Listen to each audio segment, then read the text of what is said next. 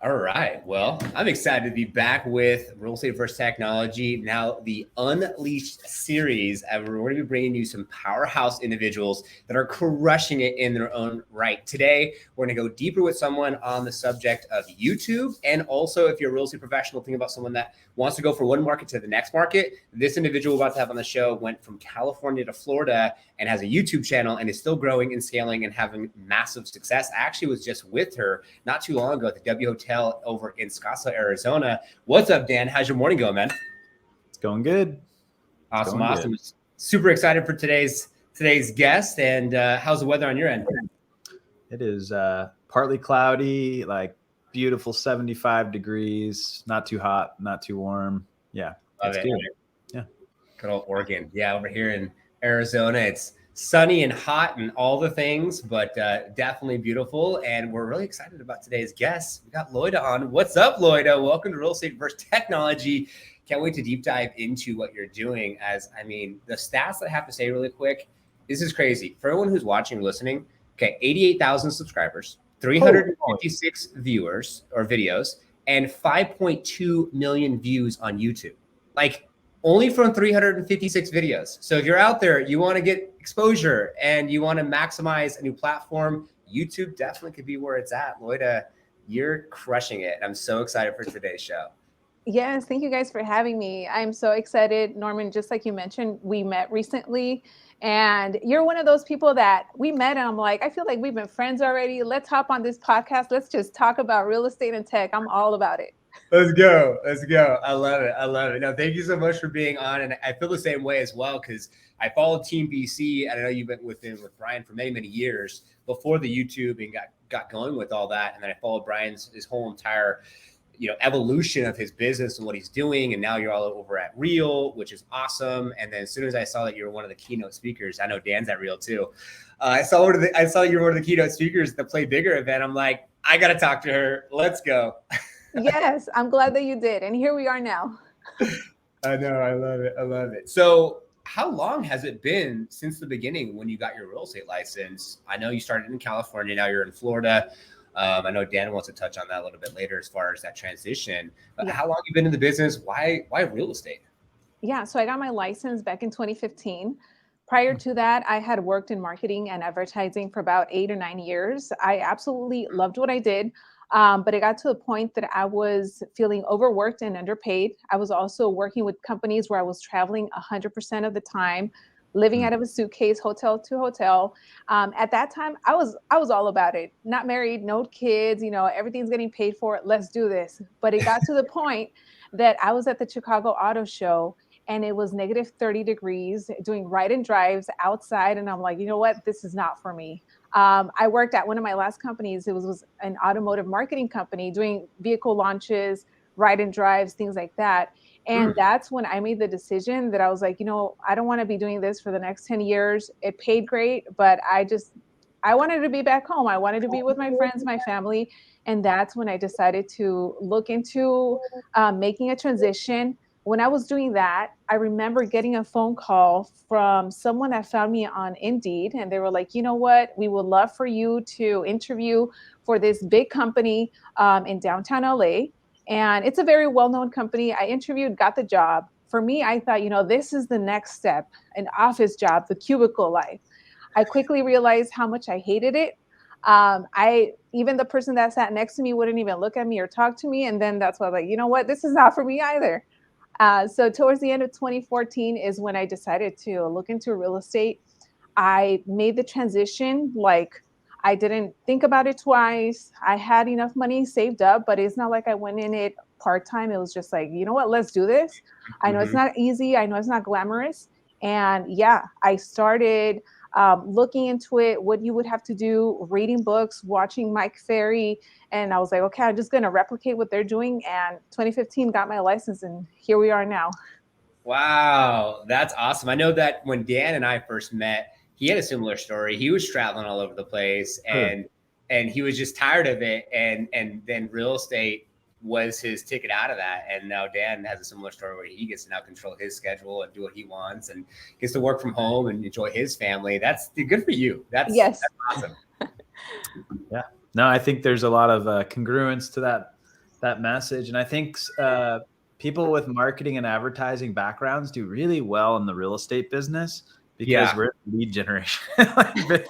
like what other profession can you get into that, like, if your prerequisite or experience is like, hey, I worked in marketing, then you're like, okay, I need to market myself. It goes hand in foot. So no, it's awesome. so true. We see a lot of that. We see a lot of individuals, if you're watching this right now, want to get your real estate license, and you're coming from a corporate background and you understand like SOPs, KPIs, standard operating procedures, key performance indicators, and you know how to set up those roadmaps. That's one thing Dan does a really good job about and helped us out on the Liftoff agent side who sponsored Real Estate First Technology. And it makes a huge difference. And I could see that with your business, Loida. Everything that you're doing is very calculated. It's not like you're just like spraying and praying. We know a lot of agents throw spaghetti at the wall. They're like, what's going to stick? Right? It's like, no.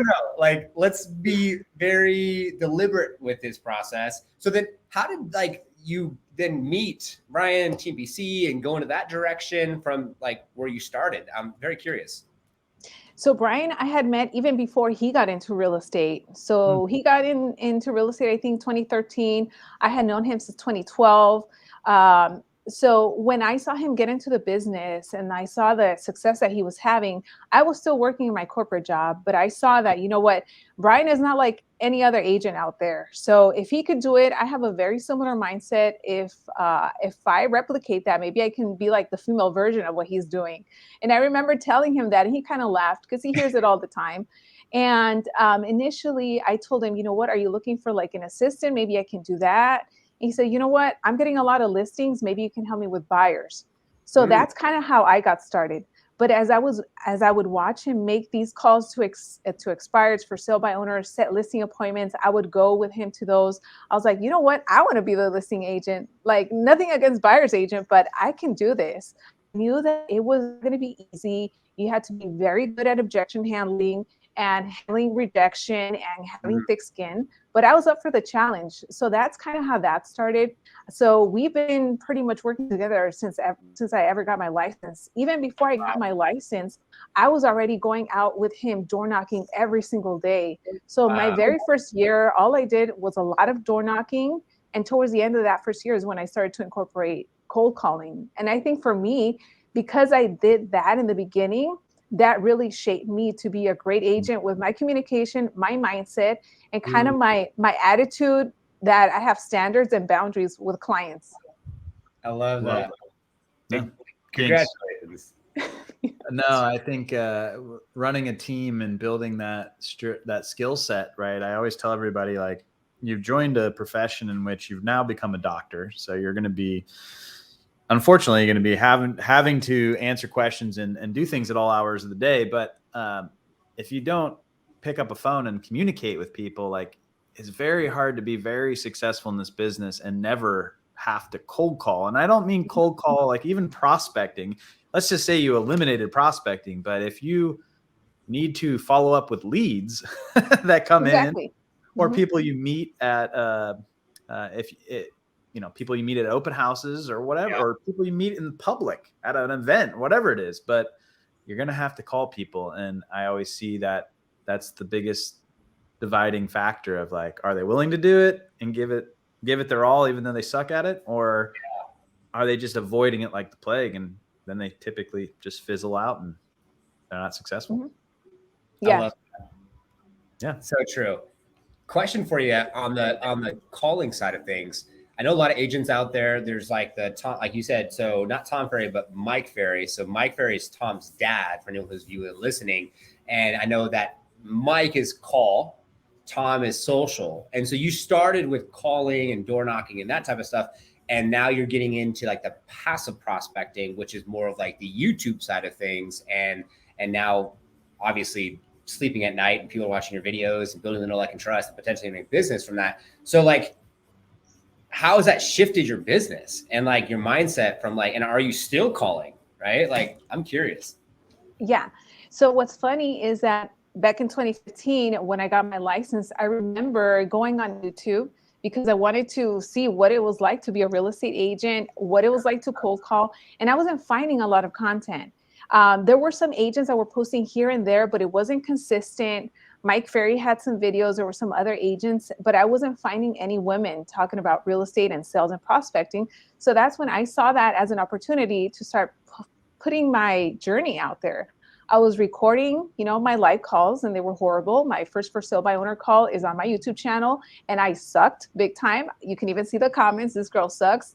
And I was like, you know what? If this helps at least one person get over the fear of making calls, I've done my job. Let's go. So back then, it's crazy because I didn't have like a vision, or I didn't have like, okay, I'm going to post one video every week and it's supposed to do this and it's going to generate business. It was just more like, you know what, I'm going to record how I'm getting through real estate, what I'm learning, and hopefully it helps somebody because I'm not finding this content. So I was literally posting once a week. I didn't have a schedule, a day or a time. Once a week, I did that 2 years straight. And that's kind of when I saw my YouTube channel started to take off.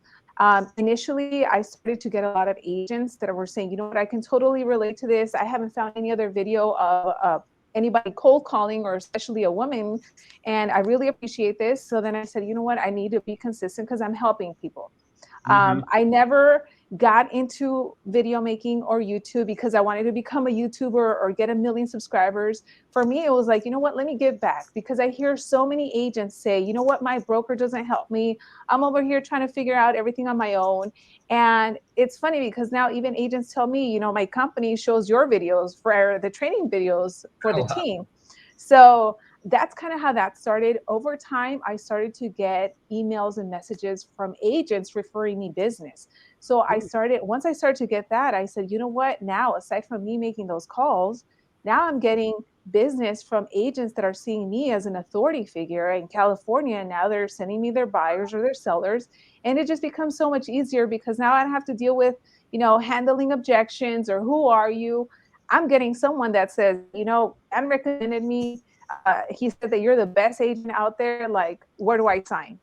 That's how that started. So I was still making those calls because I was still, building my business, but having that maybe once a month where I get a referral, it was just more business. And then that's when I saw the power of it. And I was like, I'm never going to stop this. Wow. That's awesome. That's awesome. No, I wish more people would start with that type of journey where like you're trying to give back versus just look at it like, how do I build business from it? Because I think that's where the roadblock of value comes. And I think that's why so many people, they'll spend a ton of money on editing. They'll spend a ton of money on making everything look polished. But at the end of the day, they have like 13 views. And exactly. What's the point? Right? You're not generating business. You're not recruiting any agents. Like, what's the overall purpose if you're not doing it and putting your time in? Because time in needs to equal time out. So, no, I get it. Yeah, and even when I started, all of my videos were filmed on my iPhone 6. I didn't have fancy equipment. I didn't have lighting or a microphone. It was just like, hey, let me pick up my cell phone and let me sit outside by the pool or wherever I'm at and just film. And that built my channel the way to where it is now.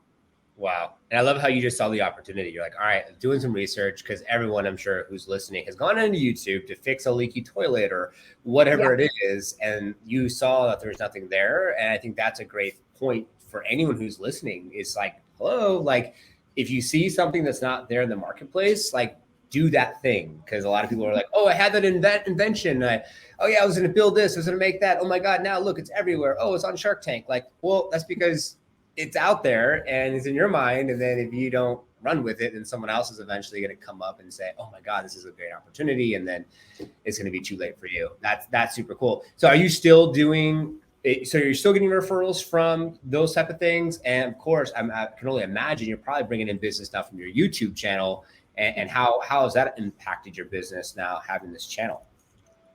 Yeah, a lot. I do get a lot of referrals from my YouTube channel. Here and there, I do get consumers that just reach out because they find one of my videos. A recent one that I had received was an email that I got from someone that was watching a video that was regarding how to work with a buyer and negotiating offers. This gentleman, he lived out of state. He had a property and he said, you know what? I've been watching videos. I have the fourplex I'm looking to sell. And you seem like you know what you're doing. Can you help me? We got on a call. Turns out it was 1.6 million. And wasn't competing against any other agents. Ended up Nice. meeting with him over Zoom, DocuSign him everything.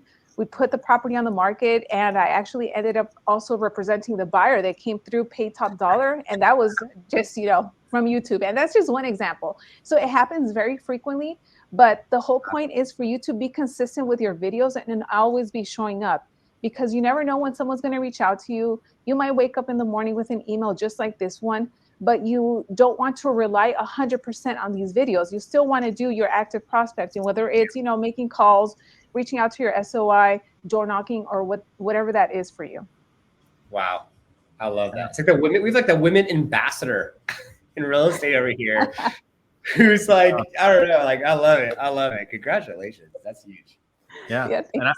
And I want to break into that transition from moving into a different market. And sometimes it's not even scaling. Sometimes that people have expansion teams and they expand in multiple markets. Yeah. Sometimes it's just an individual agent. It's like, hey, I'm sick of living here, but I'm successful and I can't remove myself because I don't know how to transition to a new market because I have no database there. Right. Yeah. So why don't you just give us kind of your experience and which one of those you were and kind of go through that process with us. Yeah. So I moved out to Florida about a year ago. And I can tell you that even before making that move, I was already excited about coming into a new state and it's almost like I got to start over. And the thing about real estate is that if you have the skills, if you have good communication, you know how to speak to buyers, sellers, different personalities, then you shouldn't have a problem building up a new database. So for me, I knew what it took to succeed. So now it's just, let's replicate that out there. The first thing that I started to do, I'm very good at expires. I love expires and for sale by owners.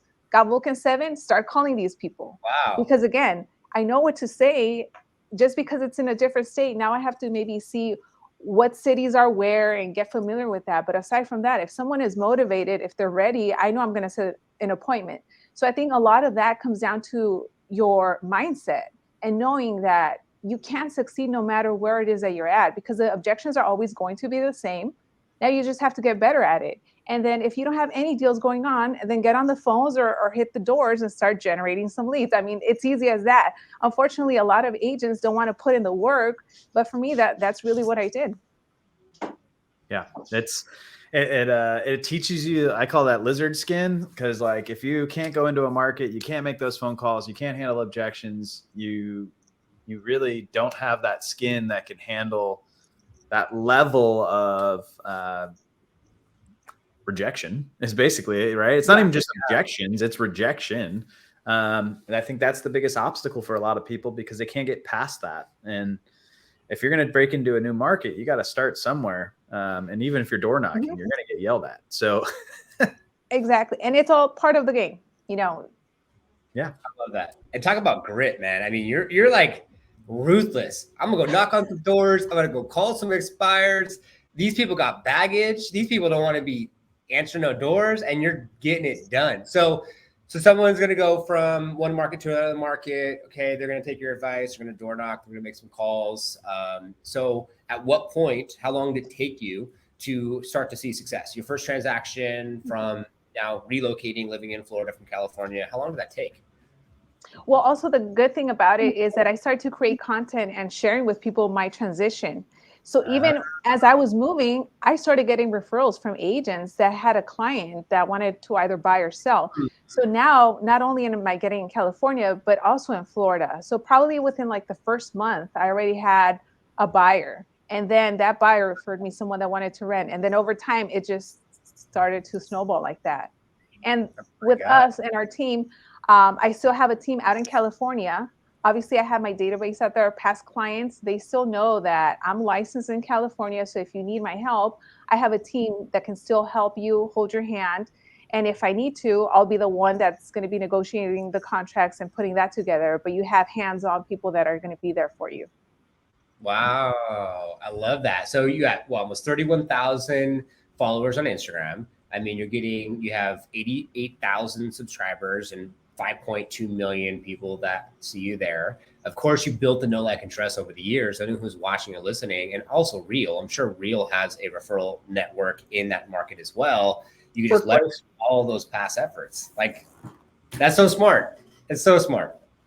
Yeah. And I mean, it's taken a lot of time, but again, I've always just stuck to doing what I'm supposed to do, being an agent, providing value. And then when people see that you're genuinely trying to help them, it's almost like everything comes back to you and people start reaching out and send referrals, and they know that you are a legit real person that is going to look out for their clients if they send you someone. Wow.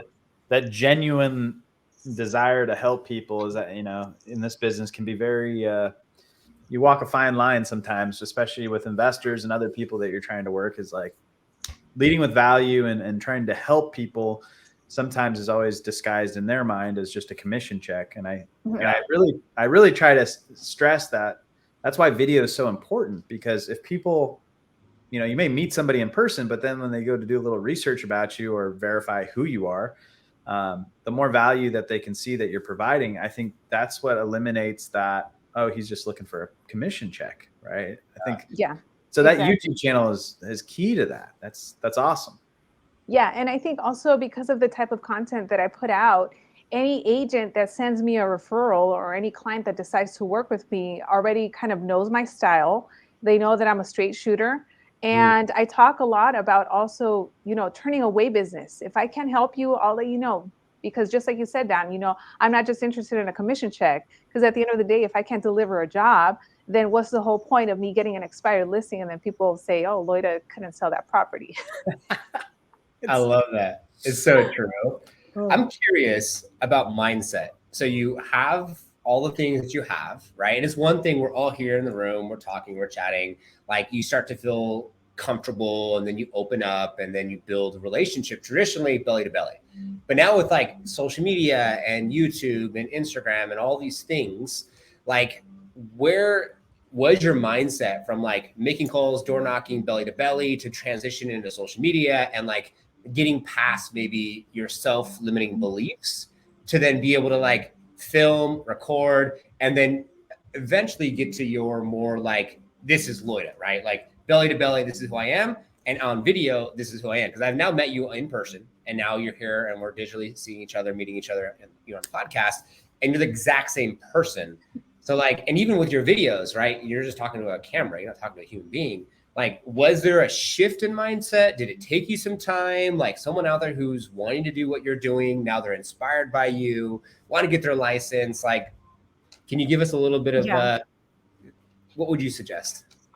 Yeah, it's funny because when I started, my YouTube videos, I was so awkward. I was very, monotone and very serious. I think a lot of people can relate to that. And maybe that's why a lot of people just don't even want to start, because they think that you have to be already very good at this. For me, I want to say probably after like a year and a half, 2 years is when I started to become comfortable with filming and recording myself. I can tell you that in the beginning, I would mess up a lot. I got very good at saying the intro and my name. And then after that, it's like, I forgot what I was going to say. But I needed to keep going. I said, you know what? This is the only way that I'm going to learn. I also got very good at watching my own videos. So even though that was very cringy, I was like, you know what? I don't want people calling me out because I'm talking too fast, or maybe I'm not smiling. So I need to watch myself and see, what am I doing wrong? What am I doing right, so that I can improve for the next video. So over time, that's what started to help me get better. And then in terms of mindset, growing up when I was younger, I was never the type of person to want to be on the spotlight or with the camera. I think I mentioned this at the event. I was the kid in school growing up that if the teacher needed a volunteer, I would try and like hide under the desk or like no eye contact, because I don't want to get picked. So the fact that I'm doing this now, or even speaking in front of hundreds of people, like if you would have told me that 10 years ago, I would have just laughed and said, you're crazy. But I think for me, once I started to get deals and saw the opportunity in real estate and how this career would allow me to live the life that I wanted and help my family and be there for them anytime that I wanted to, that's what really pushed me. That's when I knew how important it was to have a very strong mindset. Also, when it comes to mindset, making these calls, talking to these people that are pissed and upset and are cussing at you, this is not just for anybody. You have to, real estate is not for everybody. A lot of people, just like you guys mentioned earlier, a lot of people will fail and quit But if you have that drive in you or something more that pushes you to want to stick to this, and if you stick to it, there's going to be a huge return. And that's how it's been for me. And that's why, I'm very passionate about prospecting and generating leads and getting yourself out there. Video for me was just kind of like the cherry on top. I got better over time, but I didn't start like this. Has been 8 years in the making, and every single video I get better. But once you start generating business, it kind of gives you that little push, like, oh man, like I should keep going, because what if I don't have to make calls anymore and I could just get business from online? And that's the whole point that hopefully you want to get to. Wow. Good for you. That's awesome. And I watched her, 100 plus people, Play Bigger event. You did a stellar job. I would have thought you've done that many, many times. So congratulations on getting on stages, doing that. And definitely I could tell with your approach and what you're doing is very much polished. Thank you. Thank you. There's a joke that I started between myself and some other agents, and you even see it on my Instagram, the Wonder Woman of real estate. Because for me, I say, would Wonder Woman be crying about these leads, or if someone gets mad at? No, she would be like sucking it up and just being the best version of a woman that she is. So that's kind of the mentality that I have. Wow. I love that. I saw that on your Instagram too. Yeah. That's super cool. That's the difference between floating deal to deal and actually creating a scalable, predictable real estate business, that you ultimately always have deals going on because you treat it like a business and not luck. Yeah, exactly. Yeah. Yeah, that's huge.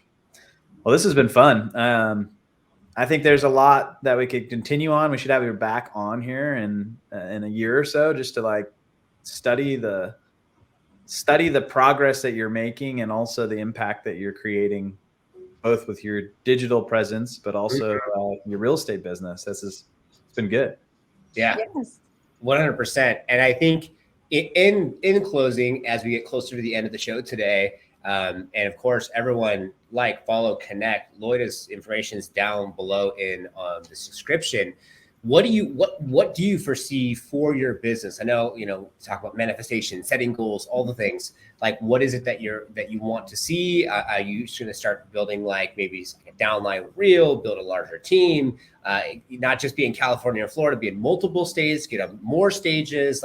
What can we expect out of Loida in the future? Yeah, definitely continue growing our team, especially at Real. More stages, speaking. That is something that I wanted to do a lot more of this year. And with the Play Bigger, that was definitely one of the ones that I was really excited about.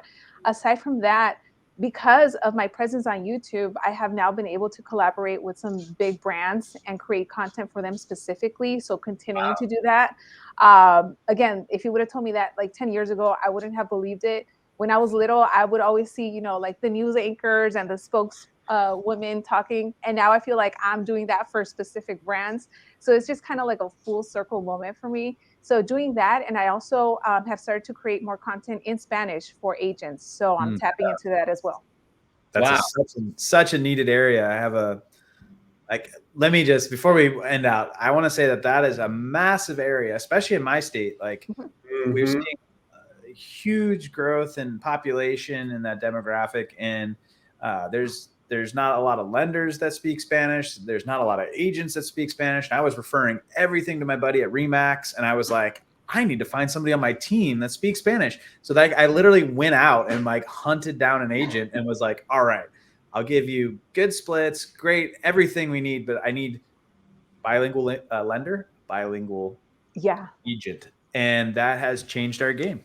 It is. Absolutely. And really quick, let me mention this because maybe we can talk about it on the next episode. So last year I created a TikTok account. So I know that a lot of people know me because of YouTube. I created a TikTok just in Spanish for consumers. And I was posting 3 times a day. And I did that for almost 2 months straight. Wow. And the amount of leads and people reaching out, telling me their life stories, they're ready to either buy or sell. I was mind blown. And this is completely different than YouTube. So there's a lot of opportunity there too. Wow. I love that. Well, you look like a news anchor first and foremost. So I just wanted to put that out there. When we first got started, I'm just like, she needs to be on the news over here. What in the world? But no, I love that. And definitely we want to keep tabs, see where you're at, see what's going on. catch back up with you in a year's time. Maybe we'll get you into our in-person podcast studio, which would be awesome. And in closing, curious to understand, like, if I'm a real estate agent getting into the business, definitely if I'm multilingual, this could be a great opportunity for them to get into business. What would you give as far as advice to someone who's listening right now that is going to get their license, or they're struggling and they're trying to take care of their family, to build their business, and maybe their mind's not right and they just need to get out of their own way to have more success? What would you give them for advice? I would say, first of all, start surrounding yourself with people that are already doing it. Whatever level you want to reach out to them, connect with them, see if you can interview them. Because I think that's really important. If you're not surrounded by the right group of people, they can quickly bring you down and give you a lot of doubt. Aside from that, have a very strict schedule and follow it every single day. Make your calls, prospect. And even if you think it's not working, as long as you're doing consistently every single day, at one point, you're going to start to see the results. Wow. I love that. It's so true. Getting in bigger rooms like that Play Bigger event makes such a big difference. And I know Dan was with the VP, Sharon of Real Realty. He went out to Oregon to go check him and his team out. And it makes such a big difference. You're around these successful people. It doesn't mean money. It could be mindset. It could just be like goals that they've reached, or the family that they have, or the impact they're having on their community, which makes such a big difference. And congratulations to you, Loida, and all your success of what you've done, and giving our viewers, listeners, an opportunity to hear from you firsthand. And yeah, all your links are down below. So anyone that wants to connect with Loida, do it. And yeah, I would suggest that, if you want to maybe pick Loida's brain. I know she's super busy. Got to try and keep on trying. That's what I've learned about a lot of successful people. If you, we went to the event together, so it's a little bit easier to get you on the show. But Dan and I've had some powerhouses on the show, and you got to keep on. Persistence. Persistence. Yeah. Yes. Is the key. So awesome. Well, thanks so much for being on the show today. We really do appreciate you and appreciate your time. Yes. Thank you guys for having me. Of course, Dan. Thanks for co-hosting as always. Yeah, great to meet you. Another agent on a great brokerage. So glad to. Yes, let's go real. Yes. And so all of our viewers and listeners, thanks for watching. As it is our intention for you to take things from our episodes to apply to your business, have more massive success, and keep on keeping on. And we'll see you on the next one.